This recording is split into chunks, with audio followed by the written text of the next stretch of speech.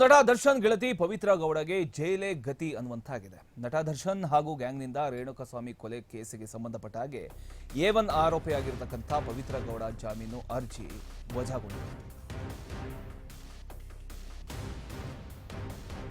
ನಟ ದರ್ಶನ್ ಗೆಳತಿ ಪವಿತ್ರ ಗೌಡಗೆ ಜೈಲೇ ಗತಿ ಅನ್ನುವಂತಾಗಿದೆ.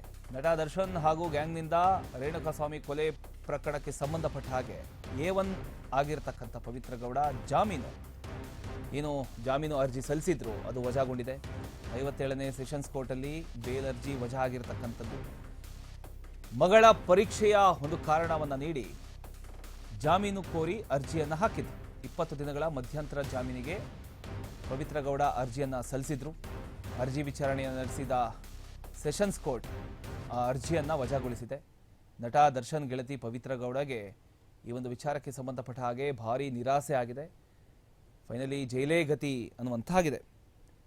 ನಟ ದರ್ಶನ್ ಮತ್ತು ಅವರ ಗ್ಯಾಂಗ್ ವಿರುದ್ಧ ದಾಖಲಾಗಿರತಕ್ಕಂಥ ರೇಣುಕಾಸ್ವಾಮಿ ಹತ್ಯೆ ಪ್ರಕರಣದಲ್ಲಿ A1 ಆರೋಪಿಯಾಗಿರತಕ್ಕಂಥ ಪವಿತ್ರ ಗೌಡ ಅವರಿಗೆ ಭಾರಿ ನಿರಾಸೆ ಎದುರಾಗಿದೆ.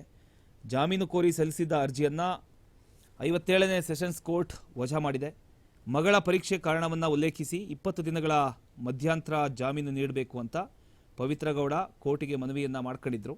ಆದರೆ ಅರ್ಜಿ ವಿಚಾರಣೆ ನಡೆಸಿರತಕ್ಕಂಥ ಸೆಷನ್ಸ್ ಕೋರ್ಟ್ ಸಲ್ಲಿಸಲಾದ ಕಾರಣಗಳನ್ನು ಪರಿಗಣಿಸಿದ ಬಳಿಕ ಆ ಒಂದು ಬೇಲನ್ನು ತಿರಸ್ಕರಿಸಿದೆ.